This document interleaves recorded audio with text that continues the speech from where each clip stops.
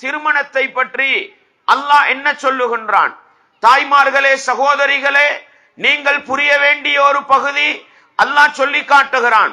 சூரத்துர் room 21வது வசனம், வமின் ஆயாத்திஹி an ஹலக லகும் மின் அன்ஃபுசிகும் அஸ்வாஜா, உங்களிலிருந்து உங்களுக்கான ஜோடிகளை படைத்து வைத்திருப்பது அல்லாஹ் ஒருவன் இருக்கிறான் என்பதற்குள்ள அத்தாட்சிகளில் உள்ளதாகும். இந்த உலகத்துக்கு படைத்தவன் ஒருவன் இருக்கிறான் என்பதற்கு பல அடையாளங்களை அல்லாஹ் வைத்திருக்கிறான், பல ஆதாரங்களை அல்லாஹ் வைத்திருக்கிறான். அந்த அத்தாட்சிகள், அந்த ஆதாரங்களில் உள்ளதுதான் உங்களுக்கான ஜோடியை உங்களிலிருந்தே அல்லாஹ் படைத்து வைத்திருப்பது. அன்பார்ந்தவர்களே, நான் யாரை திருமணம் முடிக்க வேண்டும் என்பது என்னுடைய முடிவு என்பதை தாண்டி என்னுடைய ரப்பு முடிவு செய்தவள்தான் எனக்கு துணைவியாக வருவாள். இதை நானும் நீங்களும் புரிந்து கொள்ள வேண்டும். சமூகத்திலே ஒரு சில நேரம் சில குடும்பங்களில் சிறு வயதிலேயே சில திருமணங்களை பேசி முடித்து விடுவார்கள். என்னுடைய மகள் உங்களுடைய மகனுக்குத்தான். அன்பார்ந்தவர்களே, 10 வருடங்கள் 15 வருடங்கள் என்னுடைய மகள் உன்னுடைய மகனுக்கு என்ற கோணத்திலே வாழுவார்கள். ஆனால் திருமணம் முடிக்கிற வயது வருகிற பொழுது அந்த பெண்ணை யாரோ முடித்து செல்வான், இந்த ஆண் யாரையோ முடித்து செல்வான். காரணம் என்ன? அல்லாஹ் யாரை முடிவு செய்கிறானோ அவர்கள்தான் எங்களுக்கு துணைவியாக வரப்போகிறார்கள் என்றால், நானும் நீங்களும் நல்ல கணவன்மாராக நல்ல மனைவியாக மாற வேண்டுமாக இருந்தால் ஆண் மக்கள் என்ன முடிவுக்கு வர வேண்டும்? எனக்கென்று நல்லதொரு துணைவியை தந்த அல்லாஹ்வுக்கே எல்லா புகழும் என்று படைத்தவனை புரிந்து கொண்டால் நல்ல கணவன்மாராக வாழலாம். தாய்மார்களே, சகோதரிகளே, எனக்கு என்று நல்லதோர் ஆண்மகனை துணையாக தந்த அல்லாஹ்வுக்கே எல்லா புகழும் என்று அந்த படைத்தவனை புரிந்து கொண்டால், அல்லாஹ்வுக்கு கட்டுப்படுகின்ற, கணவனுக்கு செய்ய வேண்டிய கடமைகளை சரியாக செய்கின்ற, மறுமையிலே வெற்றி பெறுகின்ற நல்லதோர் மனைவியாக வாழலாம். புரிய வேண்டியது, எனக்கென்று நல்ல துணையை தந்தவன் அல்லாஹ் என்பதுதான். சொல்லிவிட்டு அல்லாஹ் என்ன சொல்கிறான்? எதற்காக இந்த திருமணம்? ஆண் மக்களுக்கு ஏன் ஜோடிகள் தேவை? லிதஸ்குனு இலைஹா, ஆண்களாகிய உங்களை பார்த்து அல்லாஹ் சொல்கிறான், நீங்கள் அந்த பெண்ணிடத்தில் அமைதி அடைய வேண்டும், அந்த பெண்ணிடத்தில் அமைதி அடைய வேண்டும். தாய்மார்களே, சகோதரிகளே, மனைவிமார் எப்படி இருக்க வேண்டும்? கணவனுடைய உள்ளத்துக்கு நிம்மதி கொடுப்பவர்களாக, கணவனுடைய உள்ளத்துக்கு சந்தோஷம் கொடுப்பவர்களாக, கணவனுடைய உள்ளத்துக்கு மகிழ்ச்சி கொடுப்பவளாக இருக்க வேண்டும் மனைவி என்கிற பாடத்தை அல்லாஹ் சொல்லி காட்டுகிறான்.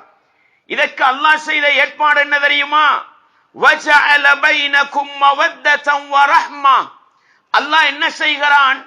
திருமணத்தின் மூலம் எங்கிருந்தோ வருகிற ஆணுக்கும் எங்கோ இருக்கிற பெண்ணுக்கும் இடையில் அன்பையும் பாசத்தையும் அவன் உருவாக்கி விடுகிறான்.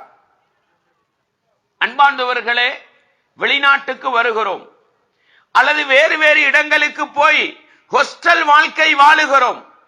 இப்படி வாழக்கூடிய நேரத்தில் ஒரு நண்பனை நண்பனாக எடுப்பதற்கு எவ்வளவு காலம் போகும்? சில பேருக்கு 1 மாசம் போகும் ஒருவரை பழகுவதற்கு, அப்படித்தானே? சில பேருக்கு 6 மாசம் போகும். சில பேர் 1 வருடம் போனால்தான் ஒருவரை புரிந்து நெருக்கமாகி நண்பர்களாக பழகுவார்கள். மனிதன் இயல்பு இதுதான். ஆனால் திருமண வாழ்க்கையின் மூலம் அல்லாஹ் என்ன செய்கிறான் தெரியுமா? தாய்மார்களே, சகோதரிகளே, திருமண ஒப்பந்தம் நடந்து விட்டால் அடுத்த நிமிடம், அடுத்த வினாடி ஒரு ஆண்மகன் எதிர்பார்ப்பது என்ன தெரியுமா? என்னுடைய துணைவிக்கு பக்கத்தில் போய் இருக்க வேண்டும், என்னுடைய துணைவியின் முகத்தை பார்க்க வேண்டும். இந்த கதையும் தாண்டி என்ன, பேச்சுவார்த்தை முடிஞ்சாலே மொபைல் போன் வாங்கி கொடுக்கணுன்ற நிலைமைக்கு வந்திருக்கு, அப்படித்தானே? ஏன் ஏன் உள்ளங்கள் ஒன்றுபடுகிற இடம். இதை யார் உருவாக்குவது? ஆனால் ஹராமான வழியில போகக்கூடாது. திருமணம் முடிக்கிறதுக்கு முன்னால ஹராத்தை எல்லாம் பேசி பாவத்தை எல்லாம் செய்து படைத்தவன் ரப்புக்கு துரோகம் இழைக்கிற சமூகமாக இருக்கக்கூடாது.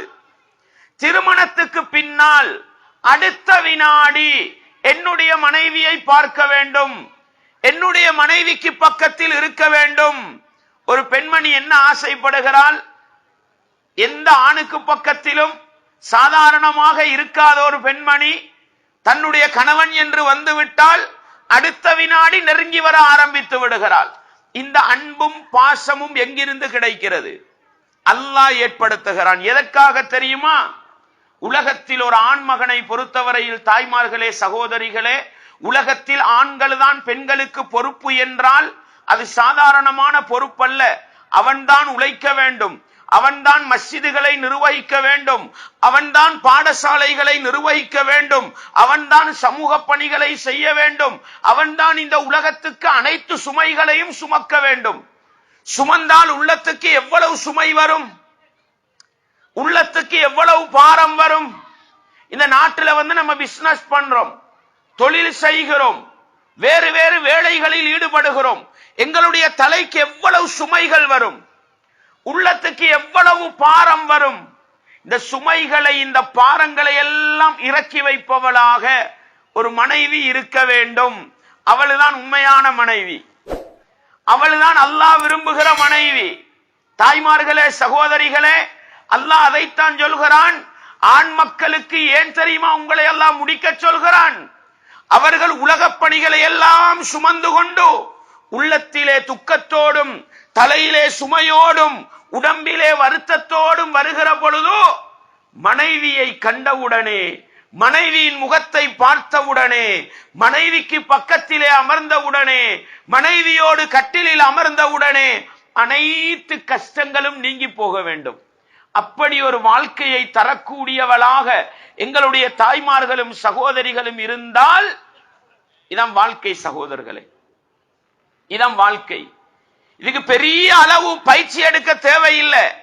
ஒரு மனிதனுடைய உள்ளத்துக்கு எப்படி சந்தோஷத்தை போடுவது, ஒரு மனிதனுடைய உள்ளத்துக்கு எப்படி மகிழ்ச்சியை போடுவது, இதை புரிந்து கொண்டால் போதுமானது. சகோதரர்களே, அன்பார்ந்தவர்களே, பாருங்கள், அல்லாஹ் சொல்கிறான், ஹுவல்லதீ ஹலக்கக்கும் மின் நஃப்ஸின் வாஹிதா, அவன்தான் உங்களை ஒரே ஆத்துமாவிலிருந்து படைத்தான்.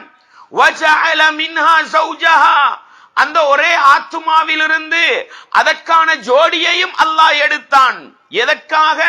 லியஸ்குனு இலைஹா, அந்த ஆண்மகன் அந்த ஜோடி இடத்தில் அமைதி காண வேண்டும், நிம்மதி அடைய வேண்டும் என்பதற்காக.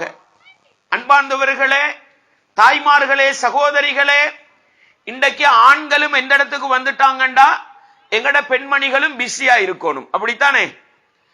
காலையில ஜொப்புக்கு போகணும், மாலையில வீடு திரும்பணும், அப்படி ஆவிட்டாங்களே. ஆனால் இஸ்லாம் அப்படி சொல்லல. ஏன் தெரியுமா? ஒரு ஆண் மகனுக்கு அந்த பொறுப்பை எல்லாம் கொடுத்து அனைத்து பொறுப்புகளையும் சுமந்து வருகின்ற அந்த ஆணுக்கு மனைவி நிம்மதி சந்தோஷமாக இருக்க வேண்டும். இல்லைண்டா என்ன நடக்கும் தெரியுமா? இல்லை என்றால் என்ன நடக்கும் தெரியுமா? தாய்மார்களே, சகோதரிகளே, உங்களுடைய கணவன்மார் உங்களை வீட்டு வேலைக்காரியாக வைத்துவிட்டு ரோட்டிலே வேறொரு துணையை தேடுவார்கள், சிறு வீடு தேடுவார்கள், திருட்டுத்தனமாக தொடர்பு வைப்பார்கள். இந்த உலகத்தில் எந்த நாட்டுக்கு போனாலும் விபச்சாரிகள் என்ற ஒரு கூட்டம் இருக்கிறார்களா இல்லையா? எதற்காக? எதற்காக? வேலை செய்துவிட்டு பல சுமைகளை சுமந்து வருகிற அந்த மனிதனை ஒரு அரை மணித்தியாலம் கூட்டிக் கொண்டு போய் சந்தோஷம் கொடுக்கிறதுக்கு. அவ்வளவுதான். நடக்குதா இல்லையா? நிறைய இளைஞர்கள் இதிலே சிக்கிக் கொள்கிறார்களா இல்லையா? அல்லாஹ்வை கோபமூட்டுகிறார்கள். காரணம் என்ன தெரியுமா? கணவனுக்கு திருப்தி கொடுக்கிற நிலையில் மனைவி இல்லை என்றால் அவன் வேறு வழியை தேடுவான், ஹராமான வழியிலே போக ஆரம்பிப்பான்.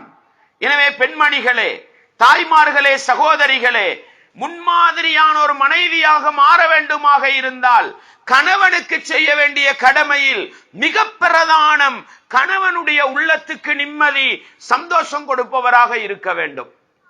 ரசூலுல்லாஹ் ஸல்லல்லாஹு அலைஹி வஸல்லம் அவங்க 40வது வயதுல நபி ஆகிறாங்க. தாய்மார்களே, இந்த வரலாற்று நிகழ்வை உள்ளத்தில் ஆழமாக பதியுங்கள். 40வது வயதுல நபி ஆகிற பொழுது நபிகளாருடைய ஒரே மனைவி கதீஜா ரலியல்லாஹு அன்ஹா. ஹிரா குகையிலே இருக்கிறார்கள். ஜிப்ரீல் அலைஹிஸ்ஸலாம் அவர்களை முதலாவது தடவை காணுகிறார்கள். அவர்களுக்கு முன்பின் அறிமுகம் இல்லை. ஜிப்ரீல் அலைஹிஸ்ஸலாம் அவர்களை கண்டவர்கள் பயந்து நடுங்கி வேறுத்து விறுவிறுத்து கொண்டு வீட்டுக்கு ஓடோடி வந்தார்கள். மனைவியிடத்திலே வந்து என்ன சொன்னார்கள்? தாய்மார்களே, சகோதரிகளே, எனக்கு ஏதோ தீங்கு நடந்து விட்டது, நான் எனக்கு பயப்படுகிறேன், என்னை போர்த்துங்கள் போர்த்துங்கள் என்று நடுங்கிக் கொண்டு வந்தார்கள். அந்த நேரத்தில் அந்த ஆண்மகனை ஹதீஜா நாயகி டென்ஷன் ஆக்கி விடல, இன்னும் அவங்களோட மூளையை குழப்பி விடல. அண்டகான இஸ்லாம் இருக்கல்ல, அண்டக இஸ்லாம் இருக்கல்ல, ஜாஹிலிய காலத்தின் கடைசி நாள். ஹதீஜா நாயகி என்ன தெரியுமா சொன்னாங்க? கல்லா முஹம்மதே, நீங்கள் நினைப்பது போன்று உங்களுக்கு எந்த ஆபத்தும் வரவில்லை, உங்களுக்கு எந்த தீங்கும் வரவில்லை, உங்களுக்கு எந்த பிரச்சனையும் இல்லை. ஏன்? வல்லாஹி, அல்லாஹ்வின் மீது சத்தியமாக, லா யுஹ்ஸீகல்லாஹு அபதா, அல்லாஹ் உங்களை ஒருபோதும் கேவலப்படுத்த மாட்டான். எப்படி மனைவி பாருங்க, இஸ்லாம் இருக்கல்ல, ஈமான் இருக்கல்ல, ஆனா அந்த காலத்தில் வாழ்ந்த நல்லதொரு மனைவியாக இருந்தார்கள்.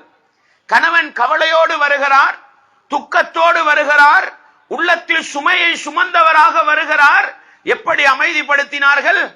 அல்லாஹ்வின் மீது சத்தியமாக, அல்லாஹ் உங்களை கேவலப்படுத்த மாட்டான். ஏன்?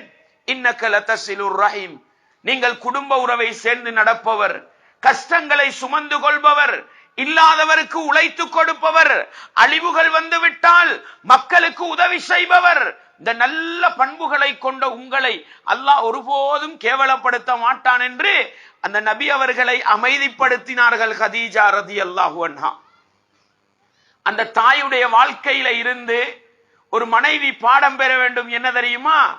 என்னுடைய கணவன் என்னோடு இரக்கமாக இருப்பவர், 5 வருடம் 10 வருடம் 20 வருடம் என்னை இந்த உலகத்திலே வாழச் செய்பவர். சில நேரம் கஷ்டங்களோடு வருவார், சில நேரங்களும் வருத்தங்களை சுமந்து கொண்டு வருவார், சில நேர நெருக்கடிகளை அள்ளிக்கொண்டு வருவார்.